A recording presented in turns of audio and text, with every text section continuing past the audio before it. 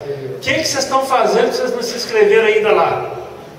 Ah, eu não sei não. Pergunta para os seus netos. Eles sabem. Sabe ou não sabe? Então, invista no seu tratamento, se você quer resolver o problema. Se você não quer resolver o problema, continua aí, visita um grupo, depois vai em outro grupo, depois vai numa igreja, depois vai na outra, depois vai na outra, fica sabendo que tem um pastor do outro lado do planeta, que tem uma oração boa, que vai resolver o seu problema. Estou falando isso, minha mãe fez isso, e não resolveu. Resolveu quando nós fixamos o nosso tratamento em um lugar e paramos de questionar tudo, porque nós temos essa característica. A gente vai na reunião, a gente pergunta para o dependente: você gostou? O que você achou da reunião? Você gostou? Você está dando brecha para quê? Vai meter o cacete na reunião. Você não tem que gostar da reunião. Você tem que vir porque você precisa. Porque do seu jeito, tivesse dado certo, você não estaria aqui hoje. Então nós temos que ter a humildade de aprender uma nova maneira de lidar com a situação. O dependente químico que fica achando que vai parar sozinho, ele está conseguindo. Ele já tentou de tudo e não consegue parar sozinho. Então você tem que ter a humildade de reconhecer que você precisa do grupo, que você precisa de ajuda, e ajuda especializada.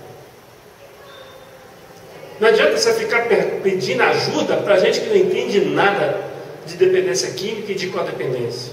Você vai ficar perdendo tempo e vai ficar desorientado. Então você tem que focar. Epa, o Caná tem 35 anos, 30 anos que trabalha com dependentes de droga. Se não funcionasse, não estava sobrevivendo há mais de 30 anos. O AA tem 85 anos que recupera dependentes de álcool. Se não funcionasse, não tinha 85 anos. O Amor Exigente tem 35 anos no mundo inteiro. Aí a gente chega aqui, eu não concordo com isso. Então fica do seu jeito. Vai morrer na droga e na codependência. A palestra de hoje chama, ontem na reunião da Amor Exigente, foi até engraçado, né? Você estava aqui. Eu comecei a falar assim: amanhã eu vou dar palestra aqui que eu vou falar de não sei o que. Não foi isso? Que eu não sabia de que eu ia falar hoje. E hoje de manhã veio a palestra. Eu acordei com uma frase: no limite. Não sei nem o que eu vou falar não, mas vai sair. Eu preciso de 2 voluntários aqui na frente.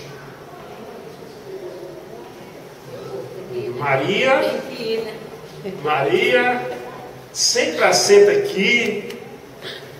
Mais uma pessoa. Juninho. Você aproveita que você está aqui, Juninho. Conta um pouco da sua história para nós. Boa noite, família. Chega aqui para você vir lá na frente. O meu nome é Júnior. Sou recuperando, né? Independente químico em recuperação. Tive um processo na fazenda em 2007 que eu não levei a sério o tratamento quando vim aqui para fora. Depois de quase 11 anos, tive que estar retornando lá. Graças a Deus, deu tempo ainda, né? Eu entrei lá foi no mês de outubro e saí agora no dia 11 de julho. E estou muito feliz, minha família está muito feliz com tudo que tem acontecido na minha vida. Hoje levo a sério minha recuperação, ter focado nos programas que tem aqui na casa e principalmente, né, na minha sobriedade, que é para manter pro resto da minha vida. é o que eu penso hoje, é o que eu almejo, mas eu vivo um dia só de cada vez. E é isso aí. É gostoso assim, né? E é mais gostoso ainda quando a gente faz parte da história, né, Júnior? Eu faço parte dessa história de vocês, é muito gostoso. Não tem dinheiro nenhum no mundo que paga isso. O tema é no limite. O dependente químico chegou no limite, não chegou? Chegou. Chegou no limite. A minha situação chegou. Chegou no limite. O codependente também, né? Também, com certeza. Você chegou no seu limite? Com certeza. E o que é? Você lembra desse programa que tinha na televisão, No Limite? O que era esse programa? Quem lembra? Hã? As provas, né? As provas, né? Tinha que comer escorpião, tinha que comer barata, né? Mas nós que vivemos a experiência da droga e da codependência, nós chegamos no nosso limite. Mas o que é no limite? A gente tem que entender que nós somos seres espirituais que, por um tempo, estamos ocupando um corpo material, que um dia a Terra vai comer. É isso? Então nós estamos, a gente já começa por aí. Nós já estamos limitados no corpo. Correto? Mas a gente não ocupa, não é só o corpo físico, não. Porque se eu chegar muito perto do Juninho, o que é que o Juninho vai fazer? O que ele vai fazer? Ele vai afastar. Você já viu quando você está digitando um texto, fazendo um trabalho, que aí a sua esposa ou seu marido chega e fica olhando por cima, assim, ou então o chefe, que é pior ainda? O que acontece, Maria? Você desconcentra, né? Por quê? Incomoda. Você está invadindo o espaço do outro. Por isso que a gente fica incomodado dentro do ônibus. 6 horas da tarde. 100 pessoas dentro do ônibus. Fica todo mundo invadindo a nossa privacidade. Porque nós estamos presos na noção de limites. Tudo na vida tem limites. O que acontece quando um dependente químico começa um jovem começa a envolver com drogas? Fica sem limite, né? Ele vai o tempo inteiro, ele vai testando o limite até onde ele dá conta de ir. Ele faz isso com a droga e faz isso com nós, com dependentes. Vocês sabiam disso? Ele fica testando a família o tempo inteiro. Por gentileza, aproxima os dois. Vai aproximando, um de frente para o outro. Até onde que é um lugar confortável para vocês dois? Tá bom. Tá não. A esposa está ali olhando, vocês estão muito perto. Fica tranquila. Até aqui tá bom. Certo? Ou seja, você tem uma região aqui que pertence a você. Correto? Vocês estão me compreendendo? Isso são as nossas fronteiras.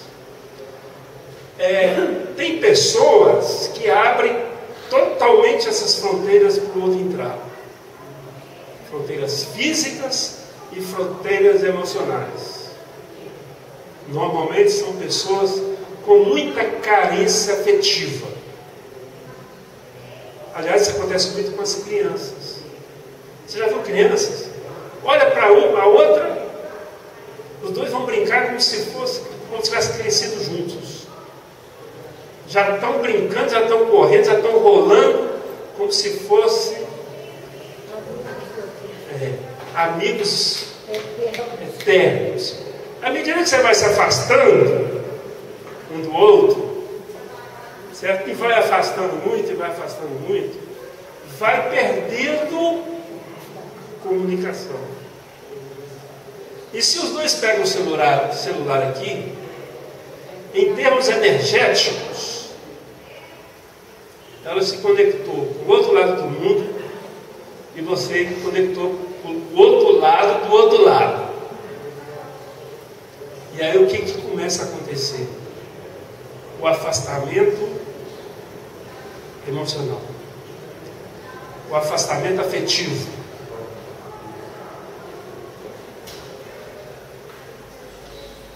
Quando o dependente químico começa a se envolver na droga, ele vai criando um mundo paralelo, vai para o outro lado também. Ele cria um mundo paralelo ao codependente. Então são duas almas que cada vez mais vão se distanciando. Por isso que a gente tem que gritar. Porque é longe, você tem que gritar. Que às vezes até fisicamente estão próximos, mas em termos energéticos, eles estão o quê? Distantes. Totalmente distantes. Até aí tudo bem? Alguma pergunta? Bom, tem outras pessoas que bloqueia tudo. Tem um de fronteira aberta, certo? E tem o outro que bloqueia tudo. É o famoso desconfiado. Ele vem para a reunião, ele fica lá atrás, ele fica, será que alguém vai me agarrar aqui, vai me levar para a fazenda? Não é? O familiar vem assim, nossa, eu vou lá primeiro. Nós fizemos isso, eu e minha mãe. Nós íamos conhecer o terreno, para saber se podia trazer meu irmão. Olha que doideira. Aí quando nós vimos aqui que não tinha nenhum bicho papão, ah não, dá para levar de volta. Então a gente fica, você já percebeu quando você vai em algum lugar que você não conhece, que angústia que dá, que ansiedade que dá? Por quê? Porque você sai da zona de conforto.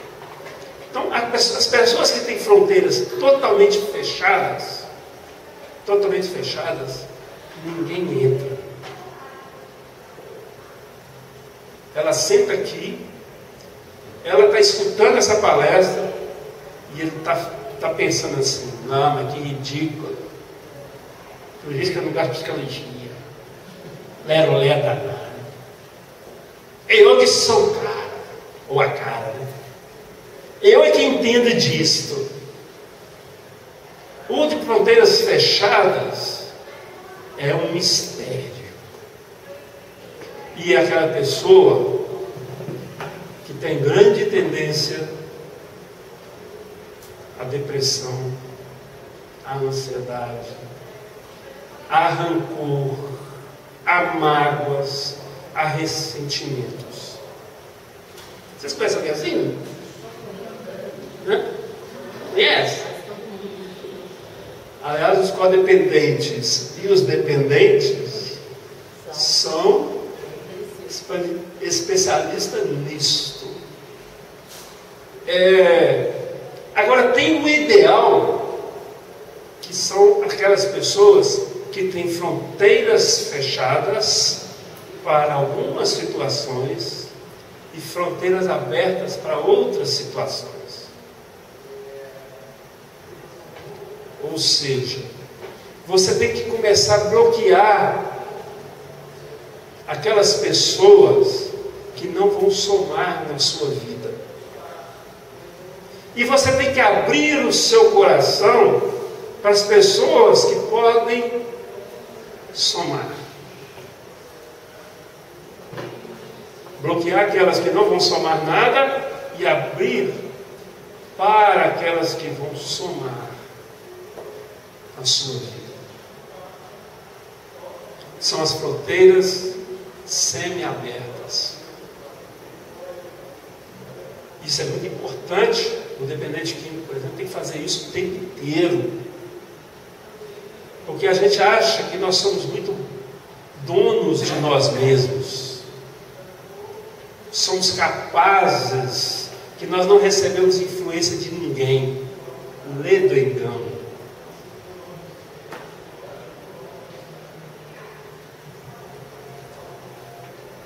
Eu estou muito preocupado agora, recentemente, com as músicas, o conteúdo das músicas. Porque a música, ela tem a capacidade de ir lá na sua alma, lá no seu inconsciente. Se você fica escutando funk de pornografia, e o pior, o refrão é normalmente a parte mais pesada da música. Aí você fica escutando, ou você deixa seus filhos de 10 anos de idade, 12 anos de idade, escutando essas músicas. O que é que vocês acham que está registrando lá no inconsciente? Mesma coisa o videogame de violência. Isso é igual ao treinamento do Estado Islâmico. E a gente compra um videogame de violência para os meninos de 7 anos de idade jogar. E ainda acha uma maravilha que ele está preso dentro de casa, que está seguro. É melhor do que ficar na rua, Cláudio. E aí, o que tem acontecido nas nossas casas? O limite, né? Os filhos estão construindo uma barreira, os pais estão construindo uma barreira, os casais estão construindo essas barreiras que não conseguem se comunicar um com o outro. Pode sentar, por favor. Eu gostaria de pedir mais um favor, se alguém puder pegar água para mim, senão daqui a pouco eu não tenho voz. Então o limite, ele está na nossa vida o tempo inteiro. Por exemplo, ninguém trabalha 24 horas por dia. Uma hora você tem que dormir. É o seu limite. Para vir na reunião, a reunião tem um limite. Hora de começar e hora de terminar. Se você vai trabalhar, tem um limite. Você tem que bater o cartão, tem hora para chegar, tem hora para almoçar, tem hora para o café, né? Tem hora para largar o serviço. Ou seja, todo lugar que a gente vai, a gente está se deparando com o quê? Com limite. Menos na família, obrigado, que tem um dependente químico. Ali não tem limite. Paulo, quando você tomar isso, deixa eu só perguntar uma coisinha.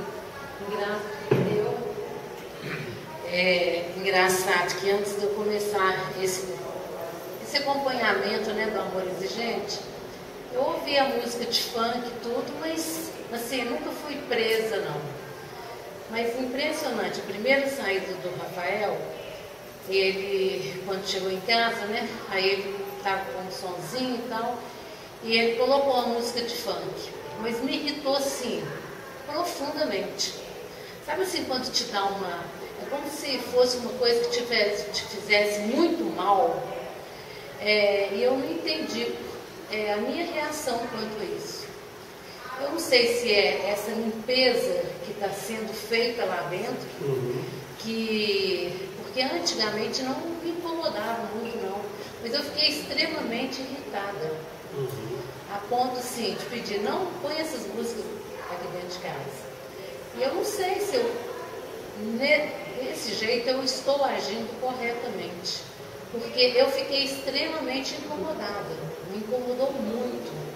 Não é assim, nada de, mas eu acho que eu estou trazendo uma limpeza dentro, que quando entra essa impureza, esse lixo, porque eu vejo que até mesmo o batido faz mal.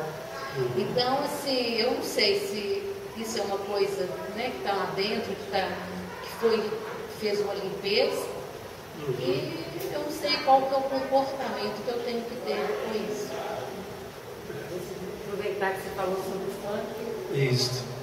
Isso é interessante. Eu tive um paciente no meu consultório, um garoto novinho, e ele, independente químico, que fez o tratamento, que está sóbrio, que está fazendo o tratamento dele aqui fora, teve internado, e ele veio com o vício da música funk.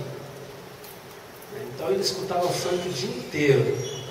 A mãe dele chamou a atenção dele. Eu percebo que quando você escuta a música funk, você fica mais ansioso, mais agitado, mais sem lugar. Você fica totalmente diferente. Aí ele resolveu humildemente escutar a mãe. E resolveu parar de escutar música funk.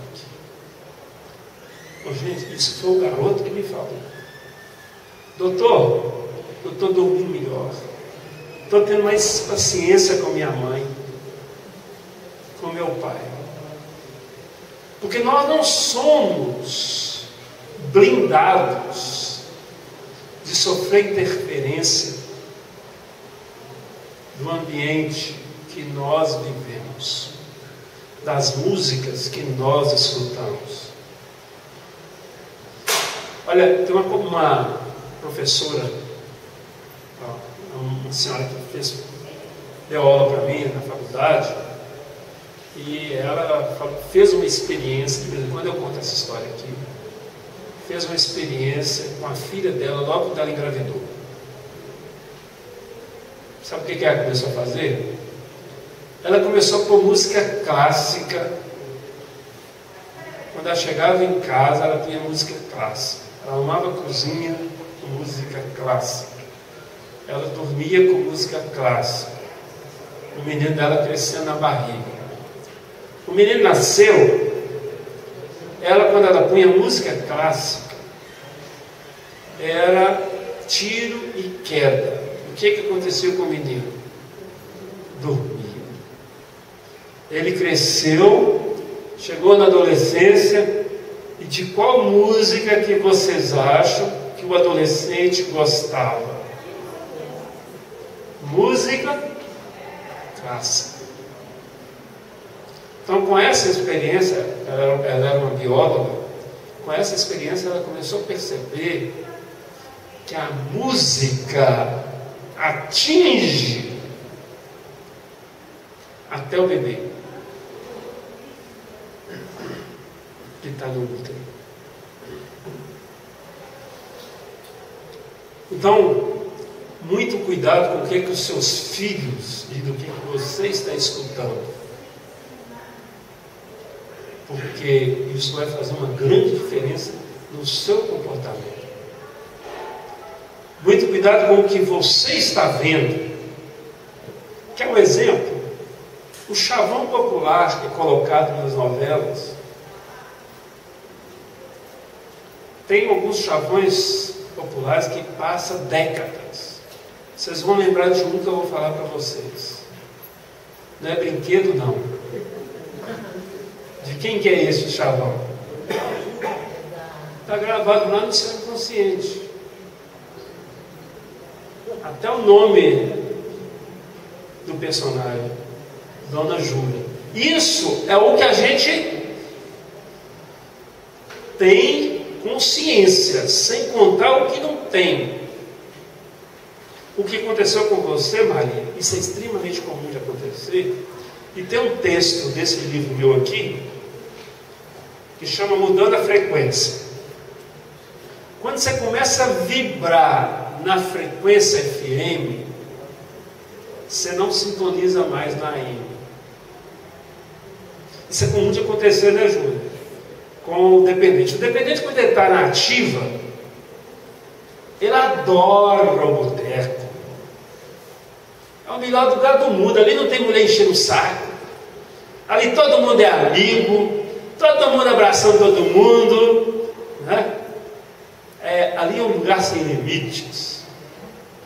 Pode comprar à vontade, gastar à vontade, pedir pendura tudo lá sem perguntar, consultar no SPC, sem avaliar se você tem carteira assinada ou não, se você tem nome limpo ou não, vai de pendurando lá, né? Se tem dinheiro ou não, né? Depois tem que pagar. Ali é um mundo, já contei aqui, né, do cara que, se a Coca-Cola descobrisse, ele ia contratar ele para ser diretor de marketing, e no boteco lá estava escrito: aqui é o melhor lugar do mundo. Estava lá escrito na parede do fundo do boteco, de todo tamanho. Ou seja, ele fica ali, ele começa a receber influência ali, que está sintonizado na mesma vibração. Quem está ligado com a espiritualidade, quando você entra no boteco, você sente mal. Você tem uma energia, você sente uma energia negativa ali dentro. E a mesma coisa acontece com o dependente químico que vai na igreja. O padre não termina de falar nunca, né? O padre e o pastor não para de falar. O cara está lá desesperado, tem a sensação que o padre está olhando só para ele, né? E que ele fica ansioso e não, às vezes nem aguenta ficar lá. Aí ele sai e vai lá para fora fumar um baseado, porque ele está vibrando no AM. Então, quando você começa a vibrar no FM, você começa a ficar sintonizado com as coisas espirituais. Então, quando vem alguma coisa de baixo, a gente sente um mal-estar. Compreenderam? Mas eu queria falar com vocês sobre o limite. Estava falando que todo lugar tem limite, menos na família do codependente que não está se tratando. Lá é a famosa casa de mãe Joana. Pode tudo, que a gente fica morrendo de medo do dependente. Ai, meu Deus, ele chegou, né? Aquele trem chegou. Lá em casa era assim, quando estava na festa, Dia das Mães, Dia dos Pais, estava todo mundo rindo, conversando. Quando o Nivaldo chegava, era a hora dos 3 beijinhos. Minhas irmãs tudo cascava fora, porque chegou o trem, a mala sem alça, que uma hora vai caçar confusão e vai pedir alguma coisa. Ou seja, não tem limite nenhum, né? E é impressionante, gente, o que tem alguns dependentes estão fazendo com os pais. Recentemente teve um que passou uma rasteira do pai e da mãe ao mesmo tempo. O pai está conseguindo colocar alguns limites, e aí o filho está começando a perder as mordomias que ele tinha. E o filho começou a ficar meio acuado. Ei, meu Deus, acabou meu trono! Estão tirando eu do meu trono! Né? Estão tirando eu do meu trono! Você sabe o que o filho fez? Mandou uma mensagem para o pai, no WhatsApp. Meu pai, não sei por que eu estou escrevendo isto. Eu sei que você vai achar que eu estou querendo te manipular. Ou seja, ele mesmo se entregou. Eu não tenho nenhuma importância para o senhor, nem para minha mãe. Vocês não dão valor a nada que eu faço. Eu sou um Zé Ninguém. Vou dar um sumiço na minha vida. O pai e a mãe simplesmente foram nocauteados. Imagina vocês falando isso para os seus pais, lá no nosso tempo dos anos 70. Você consegue imaginar? Consegue? Qual você acha que ia ser a reação do seu pai e da sua mãe? O que aconteceu na minha família? Nós somos 9 irmãos. Um deles, o do O pai educou, né? Corrigiu, foi rígido, ele sumiu para o mato e mandou o irmão mais novo falar assim, fala com meu pai que eu estou suicidado. Meu pai mandou ele de volta. Fala que se ele falar isso mais uma vez, eu vou lá e vou dar outra surra nele. Mas ele falou isso. Voltou para casa murchinho. Isso. Voltou para casa cabeça baixa. Passou perto do pai também. Então, gente, a gente tem que nos fortalecer para a gente começar a colocar limites. Porque os jovens não dão conta de colocar limites neles mesmos. Quando eu falo jovens, aos jovens de 40 anos, de 35 anos, de 60 anos, que estão envolvidos com drogas. E você sabe por que eles não dão conta? Por dois motivos. Porque as drogas atuam na área da censura. Eles não têm autocrítica do que está acontecendo com eles. Por isso que você vê o cara lá, está quase morrendo na droga, ele tem certeza absoluta que dá conta de controlar. Eu não preciso me internar, não. Eu explico para mim. Eu estou bebendo porque eu estou desempregado. Arruma um emprego para mim que eu paro de beber. Aí a gente arruma um emprego para ele. Aí ele vira para nós e fala assim, eu não sou dependente não, eu trabalho o dia inteiro, eu bebo com o meu dinheiro, ninguém tem nada com isso. Aliás, tem até música, né? Eu bebo sem compromisso, é meu dinheiro e ninguém tem nada com isso. Não é? A turma do funil. Todo mundo bebe, mas ninguém dorme no ponto. Devia ser diferente, né? Todo mundo dorme no ponto. Está dormindo. Mas no caso aí, que eu falei, né, só mais nesse caso, o que o pai deve fazer? O que o pai respondeu nessa mensagem? Aí teve uma recaída na codependência, né? Sim. Mas é correto isso? É correto dar essa recaída? Não, isso é a fragilidade do pai e da mãe. Né? Porque ninguém entrega o trono de mão beijada. Por isso que no amor exigente, a tomada de atitude vai gerar uma crise. Então, quando você coloca limites, você tem que estar preparado para a crise.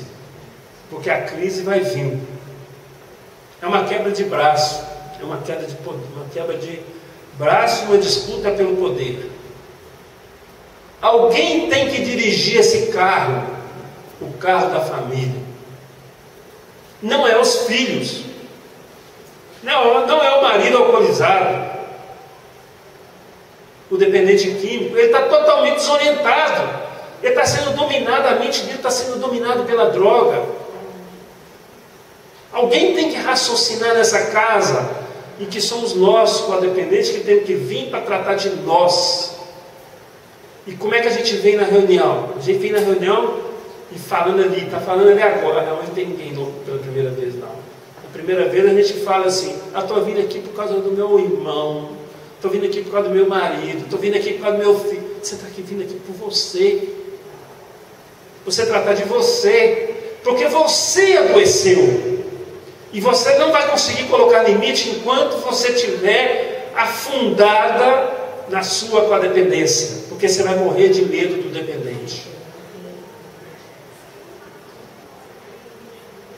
Tem vários exemplos de medo da família codependente, né? Mas não tem nada melhor do que aquele pai que chegou um dia para mim e chegou para mim e falou assim: doutor, se acredita que eu vi um pé de maconha lá em casa, meu filho plantou um pé de maconha. O que você acha que eu devo fazer com esse pé de maconha? Você acha que eu devo ir lá na casa do fazendeiro, comprar um veneno para jogar lá, para matar escondido? O filho tinha 17 anos.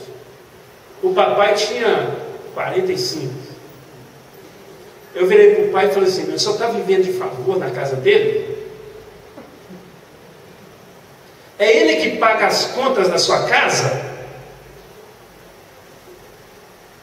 Olha que ponto que nós chegamos, gente. Morrer de medo dos nossos filhos.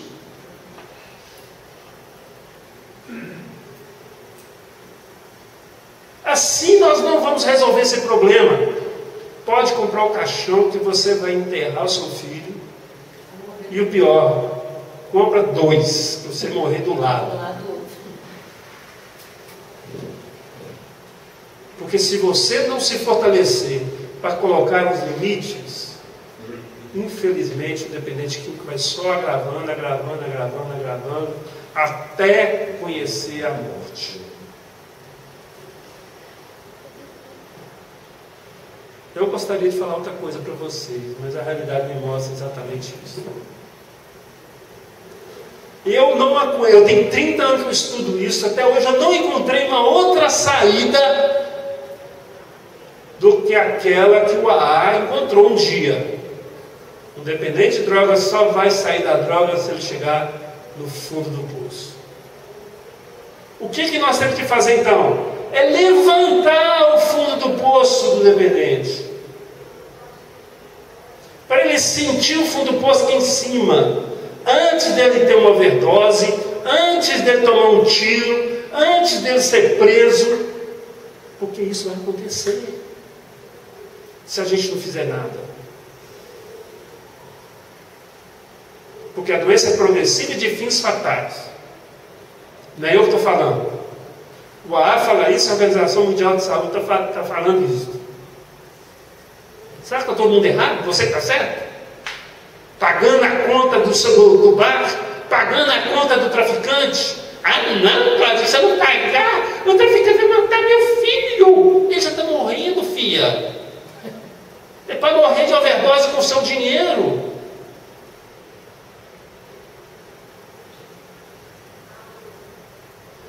Então tem alguns limites que você precisa colocar, que é importantíssimo. Primeiro, o seu ambiente familiar deve ser sagrado.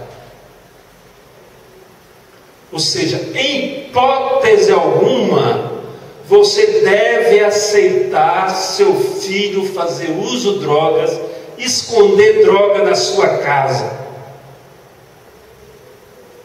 Sabe por quê? Porque quando você aceita isso, você, apesar de estar falando que é contra, na prática, você está o quê? Sendo cúmplice.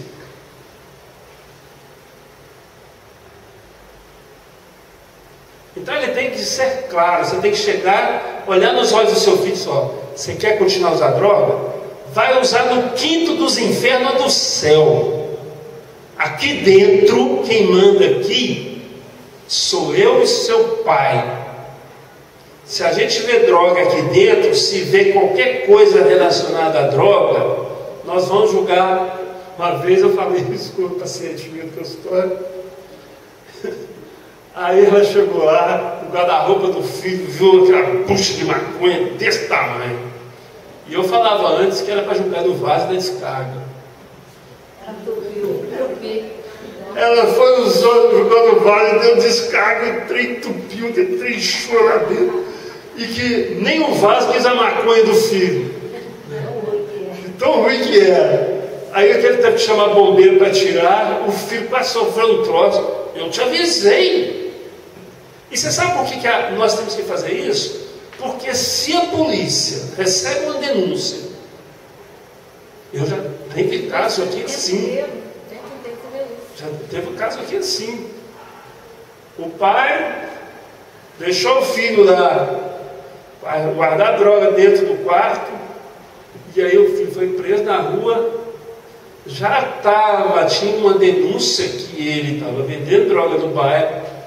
Os policiais simplesmente já foi saber de onde ele morava. Quando chegou lá, a sorte do pai, você sabe qual foi? Que os policiais perguntaram para o pai assim: o senhor permite a gente entrar no quarto do seu filho para a gente dar uma vistoria? Aí o pai: perfeitamente, pode olhar o que for, já estou sofrendo demais com esse menino, não sei mais o que eu faço. Aí os policiais entraram, pegou pouca droga, mas ele foi preso porque pegaram uma balança de precisão. Aquelas balancinhas de pesar cocaína, né? E se o pai não deixa os policiais entrar, os policiais pedem autorização judicial e os policiais voltam, levavam o pai também, como cúmplice da venda de droga do filho.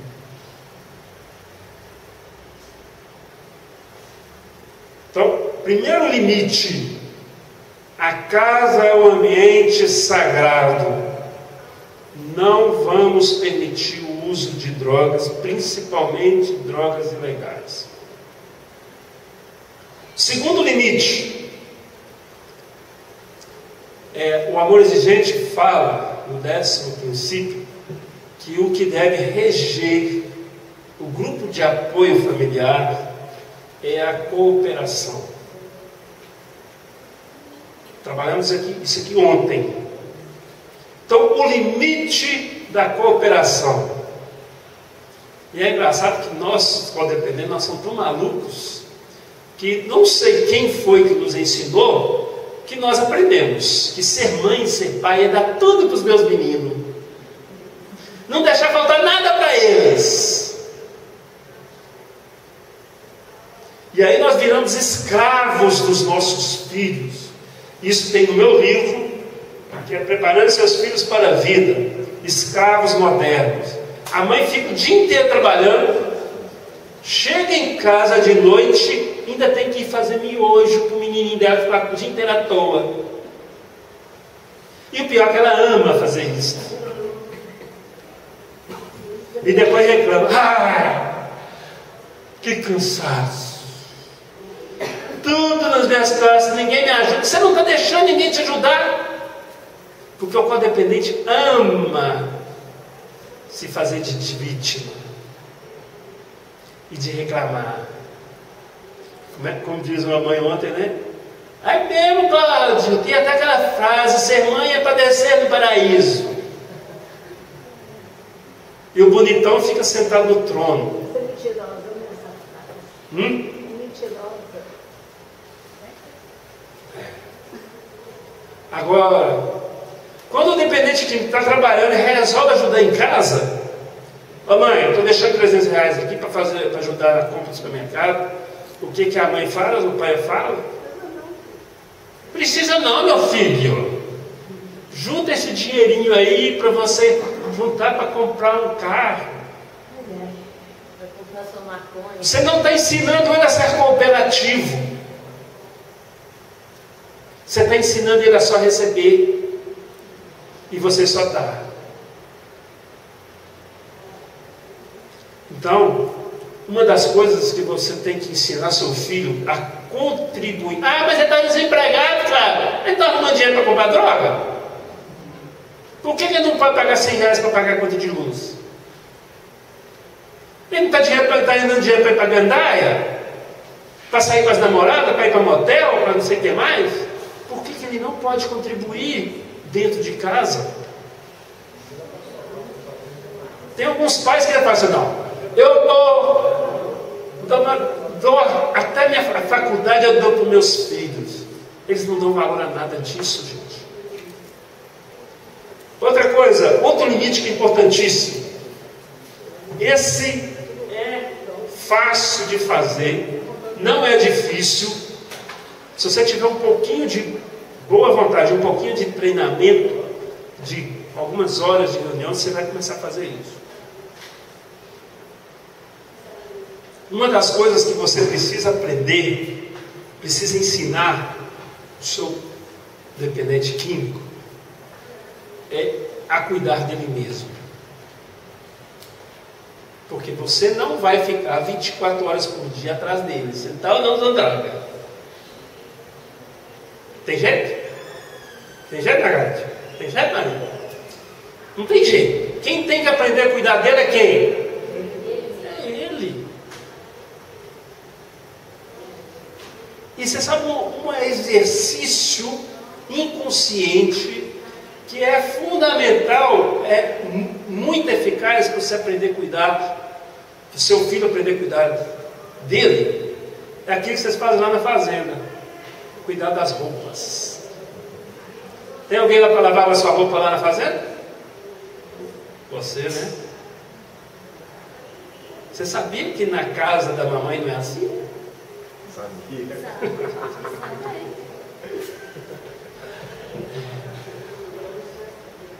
A mamãe trabalha o dia inteiro de novo, chega de noite, além de fazer o miojo, ainda pega as roupas lá no quarto, puxão afora e põe na máquina para lavar. Ah, papai, sabe colocar na máquina? Isso é tão simples assim, por que não deixa ele mesmo colocar? Aí a gente usa os argumentos dos codependentes. Ah, mas vai gastar mais água e energia. Vale o investimento. Eu ouvi uma mãe falando que ela não deixa o filho dela estar numa fazenda. Aí quando ele voltou, ele tinha que lavar a roupa na mão, porque ela não deixava ele mexer na máquina, não estragar a máquina. E aí o que acontece? Quando você começa a lavar sua própria roupa, você manda uma mensagem para o seu... Isso eu faço experiência própria. Em qualquer idade pode fazer isso. Já tem mais ou menos um ano que eu estou lavando minhas próprias roupas. Mesmo a simplicidade de pôr na máquina, de pôr no varal, isto tem um efeito psicológico impressionante. Você mesmo. É o cuidar de você mesmo. E você sai do lugar da mamãezona que dá tudo para o seu bebê, e aí você vai assistir novela não, vai assistir as palestras do Cláudio, vai assistir as palestras do Congresso do Amor Exigente, que são palestras maravilhosas, palestras fantásticas, vai fazer alguma coisa que te dá prazer, vai para a academia, deixa seu filho crescer, pelo amor de Deus.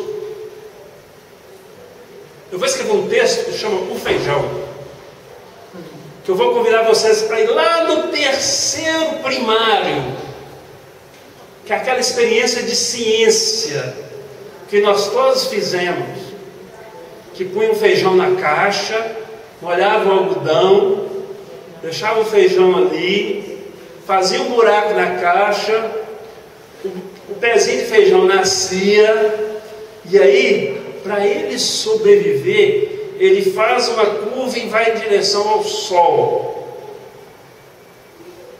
Lembra disso? Sabe o que o codependente faz com a pobre coitada do feijão? Tampa o sol para proteger ele. Tampa, não deixa o pobre coitado crescer. Ele fica sufocado. Eu estou vendo isso o dia inteiro no meu consultório. Garotos de 18 anos, 19 anos, que tem tudo, mas não tem nada. Eles não sabem pagar uma conta de luz na casa lotérica. Porque mamãe, papai, titia, vovó... Tem jovem no meu consultório que não sabe pegar um ônibus. Porque o papai e mamãe tem medo de ele ser assaltado. Os meninos andam para correr. Já cansei de ver a mãe falando com o menino: não corre não, senão você vai cair. E pior, uma mãe que subia de árvore, subia de telhado. Eu tomava banho na caixa d'água. Olha essa minha cabeça de jirico, né? Tinha uns vizinhos lá que os pais tinham a padaria, a gente brincava de esconde-esconde. Os meninos escondiam dentro da máquina de fazer pão. E o pão era uma delícia. Não tinha higiene nenhuma. Eu com aqueles pés tudo preto, eles pulavam dentro da máquina de fazer pão. Os meninos tinham infância. Hoje nós estamos cortando o direito de nossas crianças terem infância. Estou exagerando? Estou exagerando? Não. Então, o limite da higiene, que vai ser o texto que eu vou escrever para o jornal do mês de outubro. O limite da higiene. Roupa, quando ele começa a cuidar do quarto dele. Ah, ele deixa tudo bagunçado, cara. Eu falo, não adianta nada. E vai falar a vida inteira e não vai adiantar. Você sabe o que adianta? É um texto que tem no meu livro aqui, O Baú da Bagunça. Teve uma paciente minha no consultório que fez o baú da bagunça. Ela falou que foi a melhor ideia que ela teve na vida dela. 3 marmanjos. Deixava tênis para um lado, meia para o outro, cueca na sala. Aquela bagunça a casa dela. Aí ela pegou um balaio, pôs lá no quartinho de despejo, bem longe da casa, e tinha um dia ela recolhia tudo que estava fora. Ela recolhia tudo e jogava tudo lá no baú da bagunça. Quando os filhos precisavam de alguma coisa, mãe, sabe que meu tênis? Porque é assim, né? Eles perdem tudo e ficam atrás das mães para eles saberem onde é que está. Mãe, eu estava querendo sair com aquela camisa listrada de golinha verde. Você sabe onde é que está? O pior que a mãe sabe. Que a mãe sabe tudo de casa. Sabe até onde guarda as panelas. Aí do marido, se guardar a panela não der errado. Pegar a panela de arroz e colocar feijão, Juninho, você está ferrado. Não é possível, você não sabe até hoje que essa panela é de arroz. Não, essa panela é de ferro, de alumínio. E aí, o Isaac ficava deitado no sofá, vendo só os filhos dela ir lá no fundo da casa buscar as roupas. Cadê a mãe? Sabe minha calcinha? Ela está lá no baú da bagunça. Mãe, sabe aquela camisa? Sim, essa. Ela está lá no baú da bagunça. Em pouco tempo, não tinha nada fora do lugar. Sem briga, sem desgaste. Olha, até hoje nós vemos mães, esposas, já vi marido acordando a mulher para trabalhar, acordando filho para trabalhar e para estudar.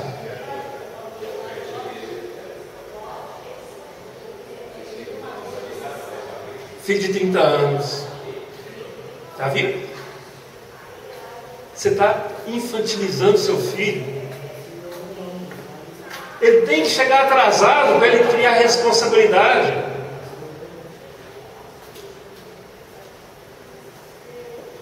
Agora você não vai dar conta de tudo. Outro limite que é fundamental hoje em dia, de você trabalhar, é o limite do horário. Sabe, porque os jovens hoje, se eles for escutar, se eu estiver errado, você me corrige. Se for escutar convite para sair do WhatsApp, do Facebook, do Instagram, eles têm 2 festas por dia, de segunda a segunda. É ou não é verdade? E pior que eles querem ir em todas. Hoje o projeto de vida de um jovem não é ter um carro, não é ter um apartamento, não é, né, ter uma faculdade. O projeto de vida do jovem é: como é que eu vou levantar uma grana para ir na próxima festa? Com raríssimas exceções, tem as exceções.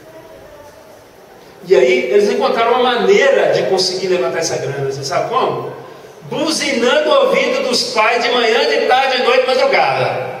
Você acorda de manhã e está meio dormindo. Ô mãe, sabe, não esqueceu que esse final de semana tem um show lá no Mineirão, não, né?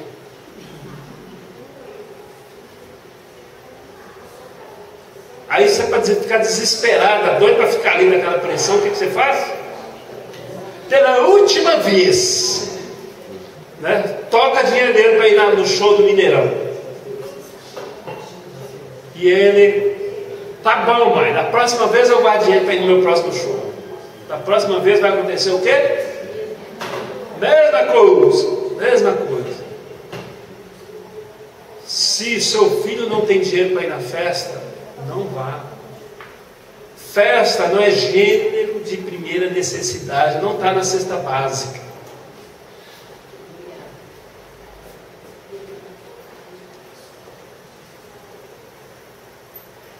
Tem pais que compram carro para o filho nem trabalhando não está. Quando você começar a trabalhar, você paga, tá? É só com a dependente que faz isso, mas ninguém. Quando estiver trabalhando. Depois que os 13 milhões de desempregados arrumam emprego, aí ele vai arrumar emprego. Então o limite do horário é muito importante, sabe por quê? Porque um jovem que está chegando de domingo a quinta-feira, chega 2 horas da manhã, 3 horas da manhã, 4 horas da manhã, esse jovem não vai conseguir trabalhar, não vai conseguir estudar, não vai conseguir fazer, como diz o povo lá da roça, o pé de meia, porque gandaia é caro, é ou não é? Qualquer saidinha aí fica quanto? 100 conto, né? No mínimo 100 conto. Se vai de segunda a segunda, você está falido. Você vai trabalhar só para gandaia. Você não vai conseguir comprar nem sua cueca. Mamãe tem que comprar. Porque para cueca você não vai ter dinheiro. Agora, para fazer um churrascão com os colegas, você tem. Né? Gente, eu já vi dependente de drogas com dinheiro aplicado e extorquindo dinheiro da família. Vocês acreditam num negócio desse?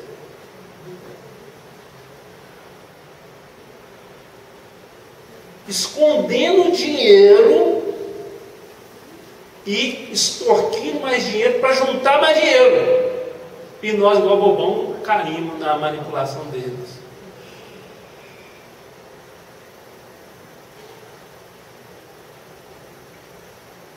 Então, o limite do horário é muito importante por vários motivos. Primeiro motivo, que é à noite, depois de 1 hora da manhã, que acontece o pior na cidade. É os piores acidentes.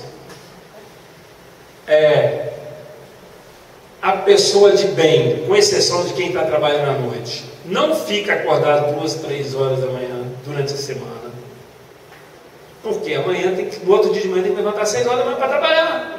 6 horas da manhã tem que levantar para estudar. Ou seja, a vida funciona graças aos caretas.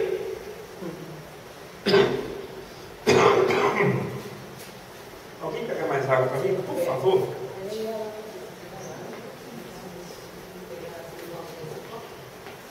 Pode.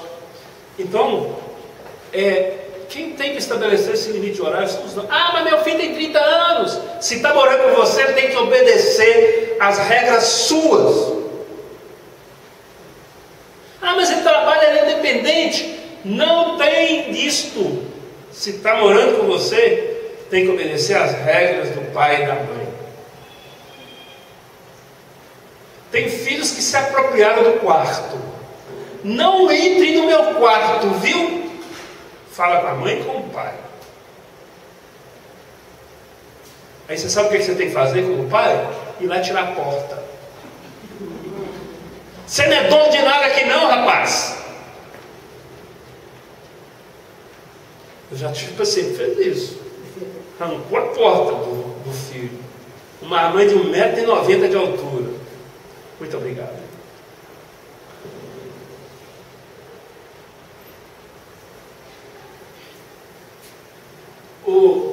As casas hoje viraram um punhado de puxadinho. O puxadinho é dos quartos. O bonitão vai na cozinha, só pega a comida e vai comer no quarto. Televisão, no quarto. Computador, no quarto. Chuveiro, banheiro, no quarto. Bagunça no quarto. Comida no quarto. Ainda deixa o prato sujo lá para a mamãe ou a empregada levar. Ainda quando fica alguns minutos na sala, ele vai brigar e cobrar. Então o limite do horário ele é muito importante também por outro motivo. Porque você dorme.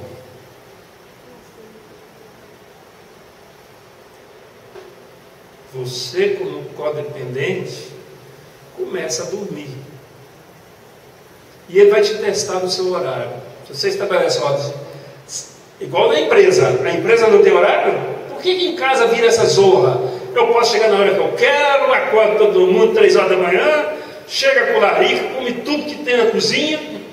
Se pudesse comer geladeira também, né? E pior que fica estabanado, né? O cara sob efeito da droga, ele fica estabanado, deixa a panela cair, deixa a comida cair pro chão afora. Quando você acorda de manhã, parece que teve um tsunami na cozinha. Aí o pobre coitado da mãe, do pai, da esposa, vai ter que levantar 6 horas da manhã, 5h30 da manhã para ir trabalhar. Acorda com aquela olheira e o bonitão fica dormindo até 2 horas da tarde. Quando eu falo isso lá na fazenda, eu pergunto para eles, né? Vocês acham que vocês têm direito de fazer isso com a família? Sabe o que eles respondem para mim? O que é, João? O que eles respondem? Nós não podemos fazer isso com a nossa família. Eles têm consciência disso, quando estão sóbrios. Porque quando eles estão sob efeito da droga, essa mãe é uma chata. Essa mãe só fica pegando meu pé. Eu quero mudar de casa, eu quero sair de casa. Aí quando fala com a mãe que vai sair de casa, a mãe, ai meu Deus do céu, e se ele sair mesmo? Aí fica toda uma leguinha para ele. O dependente químico tem muito mais a perder em sair de casa do que os pais.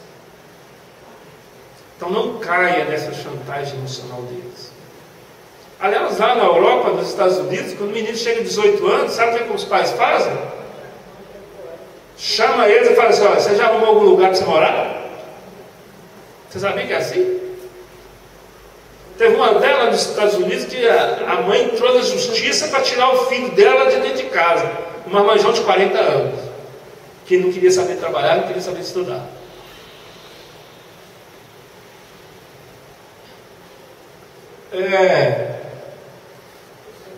Então o limite do horário, ele é importante para a sua saúde psíquica. E o horário tem que ser o horário da família, e não o horário do bonitão.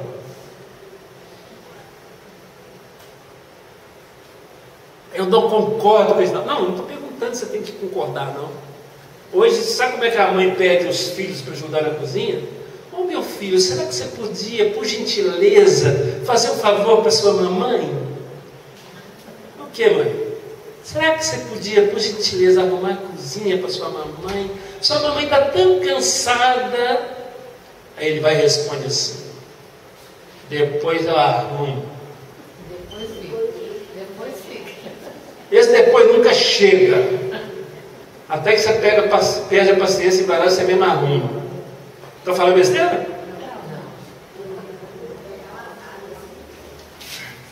Você tem que fazer igual uma paciente minha no consultório. Tem umas criativas, né? A cozinha era do filho. O filho não arrumou a cozinha. Aí foi acumulando as panelas da semana toda. A mãe precisava da pia para ela fazer o almoço. O que a mãe fez? Arrumou aquelas bacias de plástico andando, pôs as panelas sujas todas nessa bacia e levou, pôs lá em cima da cama dele. Quando ele chegou da gandaia, na chapada, quando ele olhou aquela bacia, ele pensou que estava tendo alucinação. O que é isso? O que essas panelas estão fazendo no meu quarto? Mas o que é o mais interessante, sabe o quê? Ele juntou, dormiu, no outro dia de manhã, ele pegou a bacia, levou para a cozinha e lavou tudo. Então você não tem que ficar assim, batendo boca com o seu filho, não. Simplesmente você tem que exercer seu papel de mãe e seu papel de pai. Não pede por favor, não. Por gentileza, será que você podia fazer esse favor de ir na padaria e comprar pão? Para nós! Ô, gente, essa mulher que tirou a porta, ela me marcou muito, sabe? Porque era uma mulher muito determinada. Um dia ela me contou, eu fiquei revoltado com o que ela me contou no início do tratamento. Ela e o marido dela, já idosos, iam no supermercado fazer compra. Comprava, chegava com o porta-malas cheio, no estacionamento do prédio, eles iam carregando tudo lá para o terceiro andar, não tinha elevador, né? Quando chegava lá no quarto, lá no apartamento, o bonitão lá, de 1,90 m de altura, com 100 quilos, deitado no sofá, deitado ficava.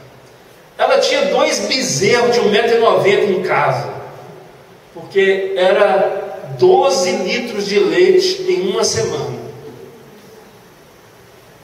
que eles bebiam, e não podia carregar o leite. Era o próprio coitado da mãe, com mais de 60 anos, e o pai com mais de 70, que tinha que carregar o leite. Aí eles deram azar que os pais deles conheceram o Cláudio. Aí os pais pararam de comprar os 12 litros de leite, né? E comprava só os litros de leite que eles tinham que comprar eles, e trancava esses litros de leite para eles tomar. E os bezerrão ficaram com fome. Não tinha a vaca dando leite mais. Essa mãe que fazia isso, o pai, ele dava uma diária para o filho de R$15 para ele procurar emprego. Já tinha 6 meses que o bonitão estava procurando emprego com R$15. E aí, com muito custo, nós vamos reduzindo essa diária para R$10, para R$5. Até um dia que esses pais chegaram para mim no consultório e falaram assim: Cláudio, você não vai acreditar. O quê? Eu ouvi meu filho vendendo água mineral no sinal.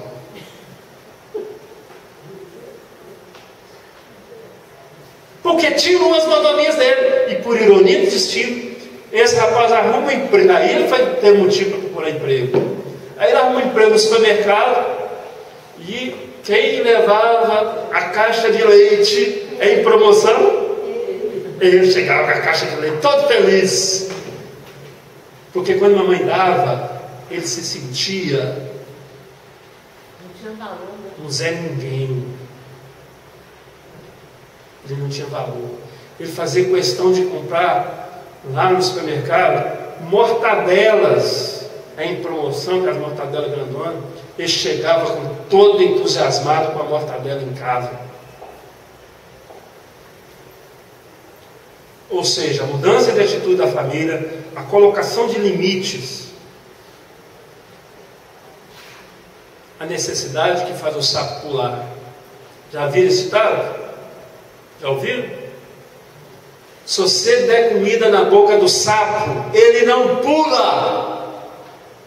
Uma vez eu falei isso lá no Barreiro, e aí eu tinha uma mãe pela primeira vez, e ela foi pedir a palavra quando eu falei isso da necessidade. Isso está acontecendo em casa. Olha, lá você tem um sapo. Não está acontecendo em casa, por quê? Ah, meu filho tem problema de intestino. O médico mandou ele comer todo dia de manhã meio mamão para liberar o intestino dele. E ele não come. Você acredita, doutor Cláudio, que eu pico o mamão, pico direitinho, ele está no videogame, eu levo lá e ele faz só assim para mim, ó.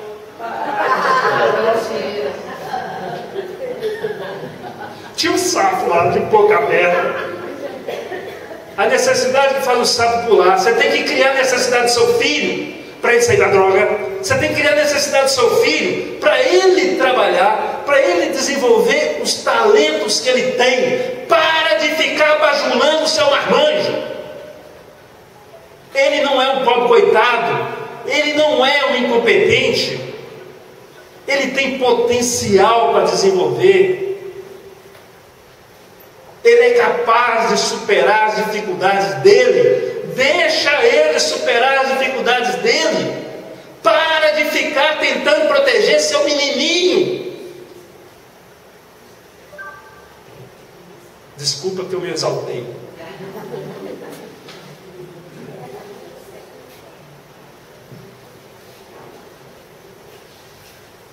Independente. Quer falar? Vai falar.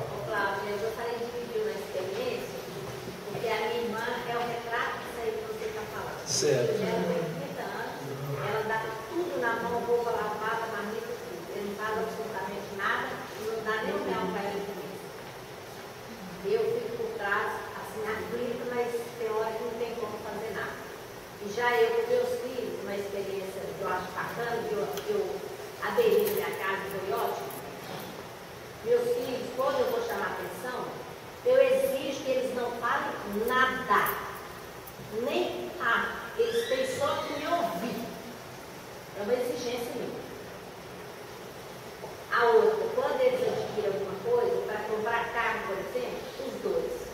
Eu comprei o carro para eles, fui na financeira, olhei o valor, dividi os juros ao meio, eles me pagam a mensalidade com um juro mais acessível, né? Mas tem que pagar. Complicação, tem que cair na minha conta todo mês.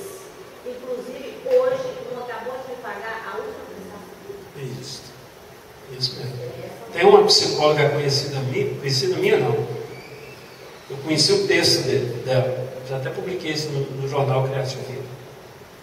Ela diz, eu achei muito interessante o texto dela, ela fala assim: meus filhos não merecem nada. Título. Sabe o que você tem que deixar para o seu filho?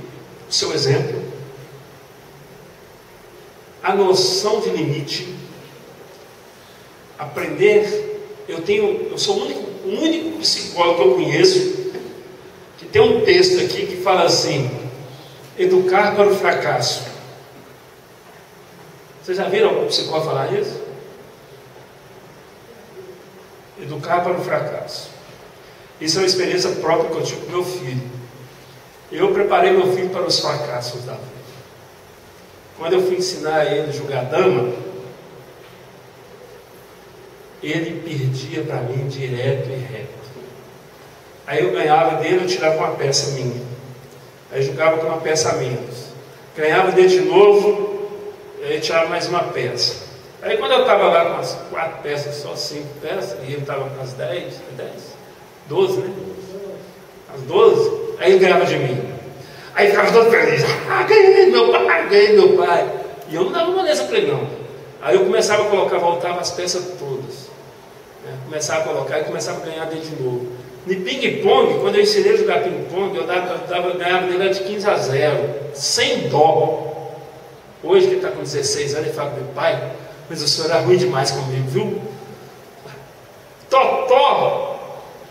Eu não tinha dó, jogar quando eu estivesse jogando como adulto. Né? Tinha hora que ele perdia paciência: não vai jogar mais com o senhor não, não vai jogar mais com o senhor não.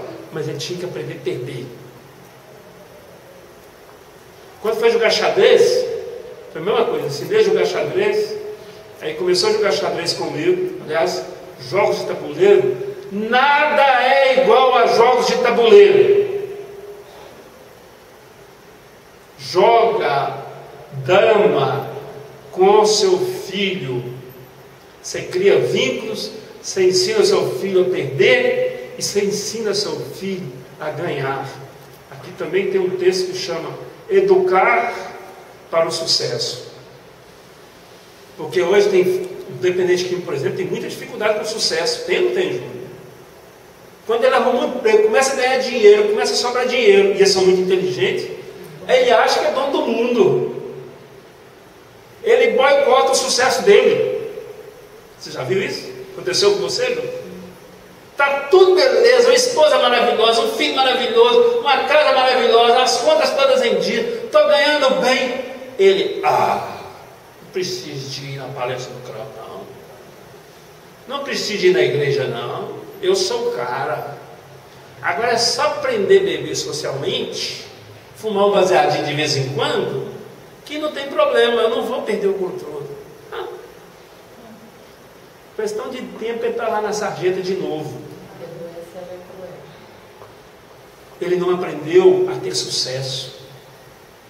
Então você tem que educar para o sucesso. Gente, não sei se vocês já perceberam na criança. A criança, um dia desses, no domingo que eu levei meu carro lá para vender lá no Mineirão, eu vi duas meninas gêmeas. Tinha duas, como é que chama aquele negócio?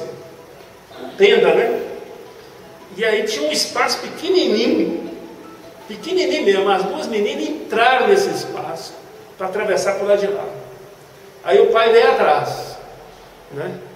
Por que a criança procura sempre aquilo que é mais difícil para ela? Sabe por quê? Porque de maneira inconsciente ela sabe que é na dificuldade que ela desenvolve. Aprender. Isso aprendi com o Davi, meu filho. O Davi, que era um merrecazinho, 2 anos de idade, mal tinha aprendido a andar direito. Quando eu tinha um palio azul de 2 portas, e meu porta-mala era aberto, né? O Davi, quando viu um dia eu abri o porta-mala para tirar o jornal, para ele não tinha nada melhor. Ele tinha que pular, ficava lá no porta-mala, esperando eu abrir o porta-mala, para ele sair pela porta-mala. Ele não queria sair pela porta normal. Que aí ele pendurava lá na traseira do carro e pumba, capotava lá no chão. E quando ele olhava para mim, não tinha nada mais prazeroso de ver aquele sorriso. Eu consegui! A mãe super protetora, ai meu filho, você vai cair, vai, pega ele, põe no colo. Não deixa o menino desenvolver.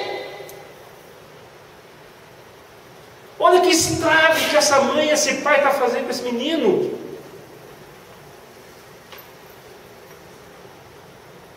Então nós temos que ensinar nossos filhos. Mas voltando aos limites, nosso tempo está acabando, é outro limite, o limite do tempo, o limite financeiro. Quantos aqui que não entraram no cheque especial, ficar devendo Deus e o mundo, pagando conta do dependente de droga, adiantou? Adiantou nada. Hoje eu fiz uma conta lá, que eu estou escrevendo, né, no jornal, estou escrevendo o Conversa de Maconheiro. E hoje eu estava escrevendo isso, que a maconha, um dos argumentos dele, não, a maconha é muito barata. Eu uso maconha porque é barato, comparado com cocaína e crack. Aí eu fiz uma continha, porque eu já vi gente fumando baseado, 15 baseados por dia, aí virou turista, né, só fica viajando. Aí eu fiz a conta, 15 baseados por dia, R$5, deu R$2.250 por mês. Fora o tempo que perdeu. Aí eu coloco, aí eu falo assim, isso sem contar a larica, porque a larica fica na conta da família, né? Eu nunca vi um dependente químico comprar o queijo para ele comer. Você já viu? Não, e ele come o queijo inteiro. Mortadela vai a mortadela inteira. Não preocupa com o que está atrás, não. Não. Ele pronto, acabou. Né? Não quer nem saber se a esposa vai chegar cansada do trabalho. O que tiver na geladeira, ele manda para dentro. Né? Geladeira inteira, isso, com tudo. Tudo misturado, né? Sal doce. Tudo misturado. Falando que você fez essa conta com ele. Você fez. Isso. Ele te contou?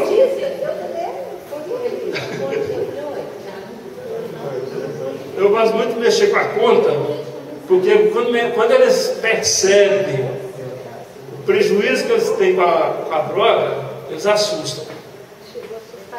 Por que dá fome desse jeito? Oi? Uns tiram a fome, né? Parece que o crack tira a fome, e o outro. A fome é o quê? Ainda é um mistério, ninguém sabe por que o cara tem essa E larica. um tira os sons. Eu acho que a gente prazer que sente. Isso é por causa da ansiedade? Eu acho que é ansiedade. Não, ninguém sabe por que o cara tem a larica. Ainda é um mistério. Mas a Não. larica é só em determinadas. Só com a maconha. A maconha. Larica é a fome insaciável. A pessoa tem a fome. E a pessoa que está em recuperação e que não está e tem essa larica? Não, larica, em recuperação o cara come muito, mas não chega nem perto da larica. Não. O dependente químico, não, por exemplo, lá na fazenda, eles comem muito. Aliás, eu nunca imaginava que o ser humano era capaz de comer tanto. Nossa, é verdade. Quando eu comecei a almoçar com vocês lá. Mas lá acontecem 2 fenômenos. Né? Eles usam a compulsão que eles tinham pela droga, eles transferem para a comida. Por isso que come rápido, né? come rápido. Parece que não está acabando. Né? Ou seja, do mesmo jeito que eles usavam a droga muito rápido, eles vão comer muito rápido. E o outro motivo é que o organismo está recompondo, principalmente na colhida, né, nos primeiros 30 dias. O organismo, quando vê que não tem a droga, ele quer recuperar o tempo perdido. Então, é pouco por isso que eles engordam. Em um mês, eles engordam 10 quilos, 12 quilos. Né? Então, você tem o limite do horário, que é muito importante. O limite do lar sagrado. O limite da higiene, que é muito importante. O limite do dinheiro. Não tenho dúvida, na ativa, o dinheiro que você está passando para o seu filho é para droga. Você está financiando seu filho na droga. Eu lembro uma vez que eu falei isso aqui, minha mãe escutou, aí minha mãe dentro do carro virou para mim e falou assim: Cláudio, você está cometendo uma grande mentira, né? Falando uma grande mentira na reunião. Sabe o que, mãe? Que eu estou falando mentira? Você está falando que a gente pagava bebida para Nivaldo? Eu nunca paguei bebida para Nivaldo, não. Eu dava 10 reais para ele para ele comprar um leite. Só que diabo de leite caro é esse de 10 reais? Eu nunca vi leite de 10 reais. Ou seja, minha mãe sabia que estava dando dinheiro para Nivaldo comprar pinga.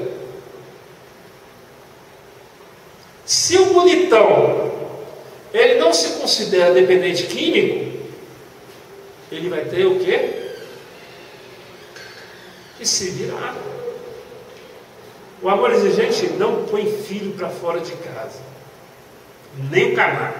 Eles que fazem a opção. O amor exigente vai estruturando a família.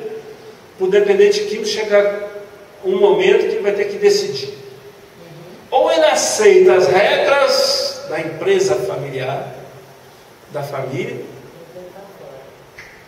ou ele vai escolher outro lugar para morar. Ele tem uma opção. O limite do tratamento é outro limite fundamental, talvez o mais importante deles. Você sabe por quê? Porque dificilmente vai ter recuperação do dependente químico se não tiver tratamento. Não tenha ilusão com as promessas que seu menino fala.